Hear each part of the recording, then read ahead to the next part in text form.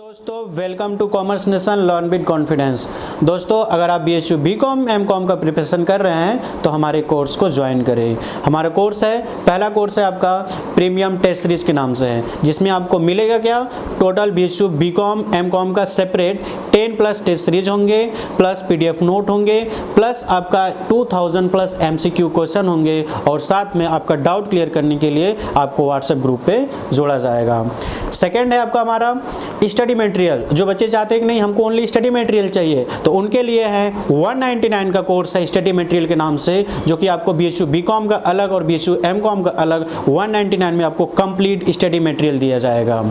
Third आपका है जो ओनली चाहते हैं कि हमारा सब कुछ हो गया है, बस हमको प्रैक्टिस करने के लिए कुछ MCQ मिल जाए, तो उन बच्चों के लिए 2500 प्लस MCQ बंडल्स आपको प्रोवाइड किया जाएगा विथ आंसर की।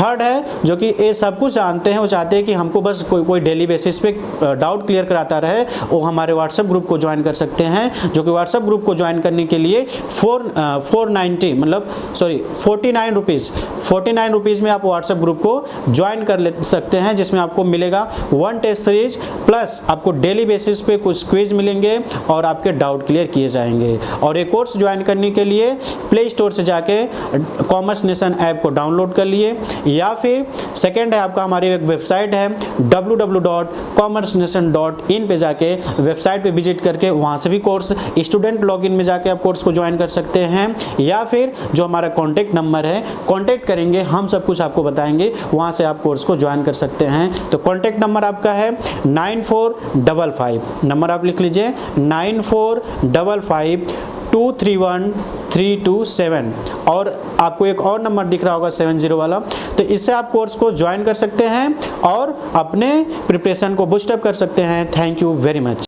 Hello friends, welcome to our YouTube channel commerce nation learn with confidence. So friends, मेरा नाम Devashish, BCom MCom pass from BHU and net qualified. आज इकोनॉमिक्स के सीरीज को ही हम लोग आगे बढ़ाते हुए एक नया चैप्टर लेके आए हैं, दैट इज गवर्नमेंट बजट। इसके पहले इकोनॉमिक्स के वीडियो अपलोड हो चुके हैं, तो आप लोग उन वीडियोस को देख लीजिए हमारे कॉमर्स नेशन यूट्यूब चैनल के प्लेलिस्ट में जाके, ठीक है। उन वीडियोस को देख लीजिए आप लोग। ये गवर्नमेंट बजट का वीडियो है, तो आज हम लोग गवर्नमेंट बजट के बारे में डिस्कस करेंगे। ये video BCom as well as MCom students उन सबके लिए इम्पोर्टेंट है, ठीक है। तो चलिए हम लोग स्टार्ट करते हैं आज अपना एक नया टॉपिक, गवर्नमेंट बजट, ठीक है। What is government budget? तो स्टूडेंट, और आप लोगों को पता होगा कि बजट मतलब क्या होता है। बजट इज दी एक ऐसा स्टेटमेंट होता है जिसमें हम लोग एस्टिमेटेड एक्सपेंडिचर और इनकम को शो करते हैं। बहुत बहुत से हमारे स्टूडेंट्स है, फ्रेंड्स है, जो कि यूपी बोर्ड से हैं या अदर किसी स्टेट बोर्ड से हैं, जहाँ पे कि आप लोग इकोनॉमिक्स में नहीं पढ़े होंगे 11th-12th में। इकोनॉमिक्स तो बहुत बोर्ड में होता भी नहीं है, ठीक है, हम समझ सकते हैं उस बात को। तो इसीलिए हमारा जो वीडियो है कॉमर्स नेशन का, जो जितने भी इकोनॉमिक्स के वीडियो है वो आपको डिटेल में मिलेगा, ठीक है। उसके लिए आपको इन एडिशन टू दैट आपको बहुत और कहीं से पढ़ने का जरूरत नहीं है, बस MCQ आप लोग प्रैक्टिस करिए, ठीक है। तो बजट तो आप लोग सुनते होंगे, ठीक है, हर साल जो आता है फर्स्ट वीक ऑफ फरवरी को। तो बजट मतलब क्या होता है, उसमें एक एस्टिमेशन बताया जाता है कि आप हर, बोला जाता है ना, जैसे फाइनेंस मिनिस्टर, जो अभी की फाइनेंस मिनिस्टर है निर्मला सीतारमण, तो वो क्या बोलती है कि हम इस सेक्टर में, एजुकेशन सेक्टर में, हेल्थ सेक्टर में, ठीक है, उसके बाद फार्मिंग सेक्टर में, या एग्रीकल्चर सेक्टर में, इंडस्ट्रियल सेक्टर में इतने इतने पैसे को खर्च करेंगे, ठीक है ना। तो एक एक्सपेक्टेड एक्सपेंडिचर और एक एक्सपेक्टेड इनकम का एक स्टेटमेंट जो होता है, दैट इज कॉल्ड बजट, ठीक है। और गवर्नमेंट बजट की बात हो रही है, यानी कि गवर्नमेंट के खर्चों का, गवर्नमेंट के इनकम का एक एस्टिमेटेड स्टेटमेंट, ठीक है। तो गवर्नमेंट बजट स्टार्ट करते हैं हम लोग। Government budget is an annual statement showing item wise estimate of receipt and expenditure during a physical year. During a physical means the during a financial year, ठीक है। तो एक फाइनेंशियल ईयर में जितना भी आपका एक एनुअल स्टेटमेंट होता है, गवर्नमेंट एक एनुअल स्टेटमेंट होता है जिसमें एस्टिमेट दिखाया जाता है रिसिप्ट और एक्सपेंडिचर का, डिफरेंट डिफरेंट हेड्स में, डिफरेंट डिफरेंट एरियाज में, ठीक है। Budget is prepared at central, state and local government. जित सेंट्रल गवर्नमेंट के लेवल से एक अलग बजट पेश होता है, फिर स्टेट का होता है खुद का अपना, फिर लोकल का होता है। ठीक है। Finance minister present the annual budget. आप लोगों को पता होगा कि फाइनेंस मिनिस्टर प्रेजेंट करते हैं एनुअल बजट को on the first day of February of each year. Components of budget, देखिए कंपोनेंट से ही क्वेश्चन बनते हैं, तो component is your most important from the view point of your entrance exam. Components of budget, budget को देखिए दो भाग में बांटा गया है, revenue budget and capital budget. What is revenue budget? Deals with the revenue aspect of government budget. ठीक है। रेवेन्यू एस्पेक्ट मतलब ऐसे खर्चे जो कि आपको डे टू डे, मतलब एक गवर्नमेंट हर किसी को डे टू डे एक्सपेंसेस के लिए एक अलग पैसे का जरूरत पड़ता है, और कैपिटल एक्सपेंडिचर के लिए एक अलग पैसे का जरूरत पड़ता है। तो जो डे टू डे एक्सपेंसेस के लिए बजट बनाया जाता है that is known as revenue budget, and capital expenditure के लिए कैपिटल बजट बनता है। रेवेन्यू बजट को दो पार्ट में बांटा गया है, रेवेन्यू रिसिप्ट होगा, एक रेवेन्यू एक्सपेंडिचर। उसी तरीके से कैपिटल को भी कैपिटल रिसिप्ट और कैपिटल एक्सपेंडिचर में डिस्ट्रीब्यूट किया गया है। Components of budget can also be categorize as budget receipt and budget expenditure. देखिए बजट को फिर से कैटेगराइज किया गया है बजट रिसिप्ट के नाम से, बजट एक्सपेंडिचर। यहाँ हम लोग अभी बजट रिसिप्ट के बारे में बात करें, देन उसके बाद हम लोग बजट एक्सपेंडिचर के बारे में बात करेंगे। बजट रिसिप्ट भी देखिए, कोई भी रिसिप्ट हो कोई भी एक्सपेंडिचर हो, आपको दो पॉइंट ऑफ व्यू से बात करना है, एक आपको रेवेन्यू पॉइंट ऑफ व्यू से, एक आपको कैपिटल पॉइंट ऑफ व्यू से। ठीक है। या इस चैप्टर में हम लोग जो भी पढ़ेंगे रेवेन्यू का अलग पढ़ेंगे, कैपिटल का अलग पढ़ेंगे। Revenue receipt, budget receipt, receipt is again distributed two parts, that is revenue receipt, capital receipt. Revenue receipt में दो तरीके के रेवेन्यू आते हैं गवर्नमेंट के पास, एक होता है tax revenue, second one is your non tax revenue. सबसे बड़ा जो सोर्स होता है गवर्नमेंट इनकम का वो कौन सा होता है? टैक्स रेवेन्यू से। नॉन टैक्स जैसे पेनाल्टीज हो गया, फीस हो गया, फाइन हो गया, चालान हो गया। ठीक है। ये सारे मतलब टैक्स को छोड़ के जितने भी गवर्नमेंट इनकम करता है generate, that all are comes under the purview of non tax revenue. Tax revenue को भी दो भागों में बांटा गया, direct tax and indirect tax. Friends, आप लोगों को पता होगा कि डायरेक्ट टैक्स क्या होता है, इनडायरेक्ट टैक्स क्या होता है, तो जिनको पता है वो कमेंट करें। ठीक है। ज्यादातर हम उम्मीद करते हैं कि हमारे सीबीएसई और आईसीएसई बोर्ड के फ्रेंड्स को पता होगा, तो वो लोग क्या करें, और इसके अलावा जिसको भी पता है वो लोग क्या करें, वीडियो को पॉज करके कमेंट करिए कि what is direct tax and what is indirect tax. और जिन लोगों को नहीं पता है, जो हमारे और स्टूडेंट्स है अदर बोर्ड्स के, उनको नहीं पता है, तो उनके लिए मैं बताने जा रहा हूँ। Direct tax imposed on property income of individual and company and their burden can't be shifted। क्या कह रहा है देखिए, डायरेक्ट टैक्स मतलब वो टैक्स जो कि आपके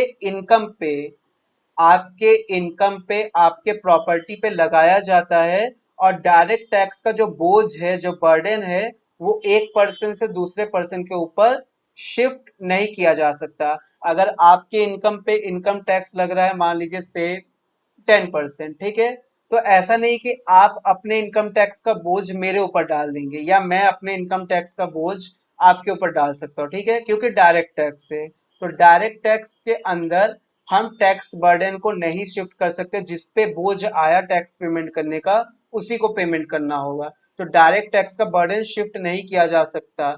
ये क्वेश्चन पूछा गया है बहुत बार कि कौन से टैक्स का बर्डन शिफ्ट नहीं हो सकता, डायरेक्ट टैक्स। इनडायरेक्ट टैक्स का बर्डन शिफ्ट हो सकता है, जैसे कि हम आपको एग्जांपल देते हैं, जीएसटी ले लीजिए। अब तो इनडायरेक्ट टैक्स तो जीएसटी आ गया है, तो जीएसटी जैसे मान लीजिए कि मैन्युफैक्चरर ने जीएसटी दिया प्रोडक्ट में, ठीक है, उसके बाद होलसेलर ने दिया, रिटेल मैन्युफैक्चरर ने जितना दिया उतना वो किससे कलेक्ट कर लेता होगा? होलसेलर से। होलसेलर ने जितना जीएसटी दिया होगा वो अपने रिटेलर से कम कलेक्ट कर ले रहा है। तो देखिए बर्डन शिफ्ट हो रहा है ना, टैक्स बर्डन शिफ्ट हो रहा है यहाँ पे।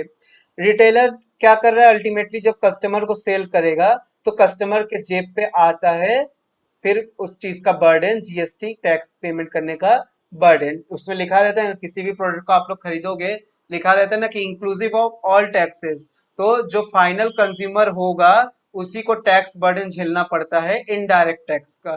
ठीक है, समझ में आया होगा मेरे ख्याल से।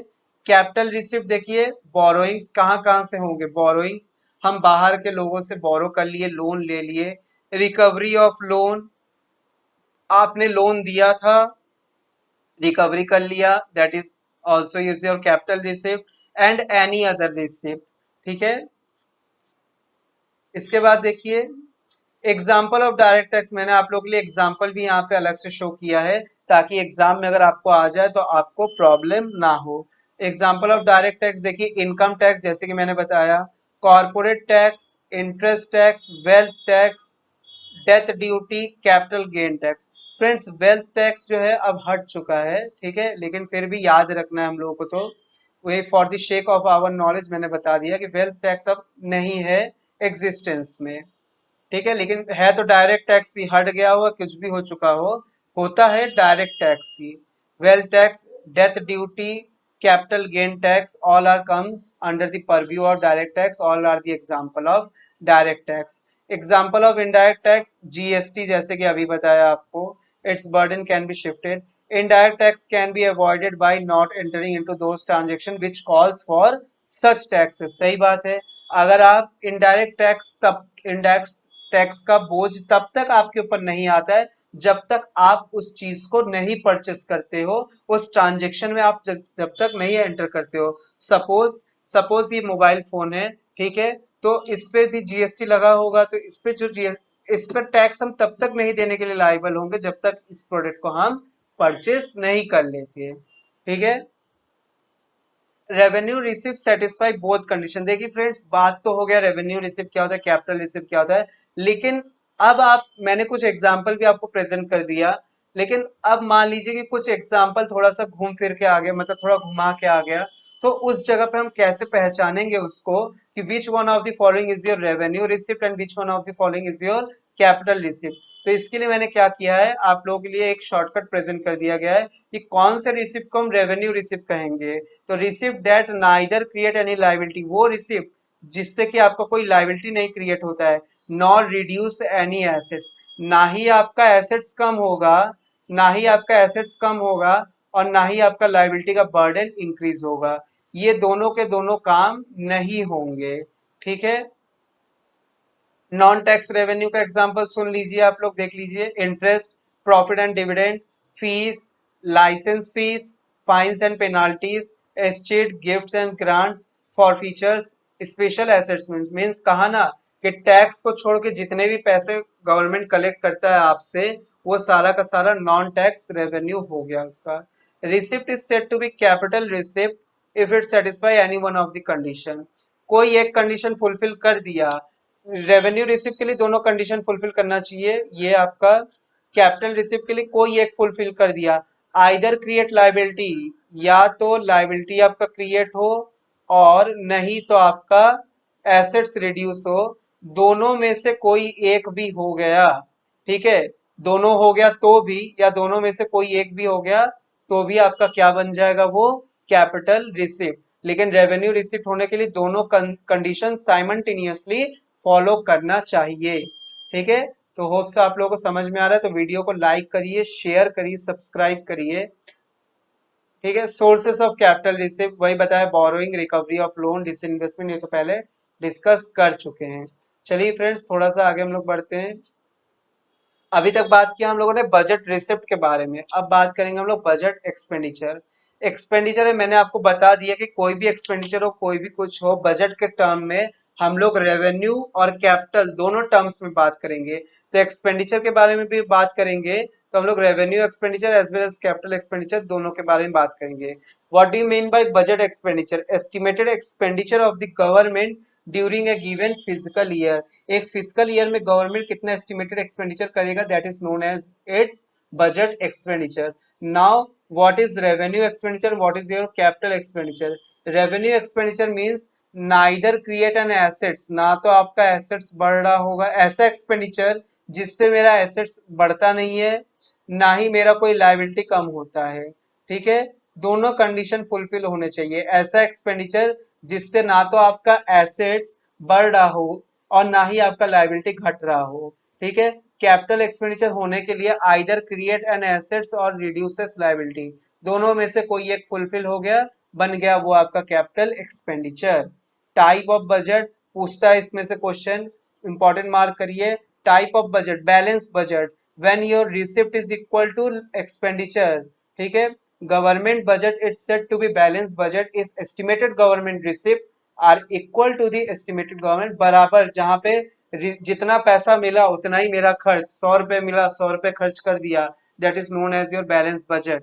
सरप्लस बजट, 150 रुपए मिले उसमें से 100 रुपए खर्च किया तो 50 रुपए आपका क्या है, सरप्लस बच गया, तो that is known as surplus budget. If the estimated government receipt are more than the estimated government expenditure then budget is termed as surplus budget, ठीक है। Now deficit budget, if estimated government receipt are less than the estimated government expenditure, then the budget is termed as your deficit budget. मतलब जहाँ पे expenditure is greater than receipt हो जाए, or we can say in other words that your receipt is less than expenditure, ठीक है, it is known as deficit budget. Budget deficit को हम लोग फ्रेंड्स यहाँ पे 3 पार्ट में पढ़ने वाले हैं, ठीक है। डेफिसिट मतलब when your revenue is less than your expenditure.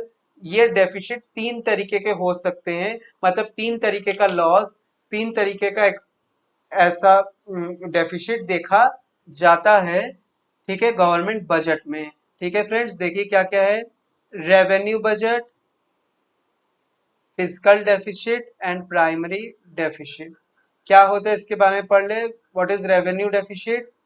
Revenue expenditure minus revenue receipt, when revenue expenditure exceed the revenue receipt known as revenue deficit.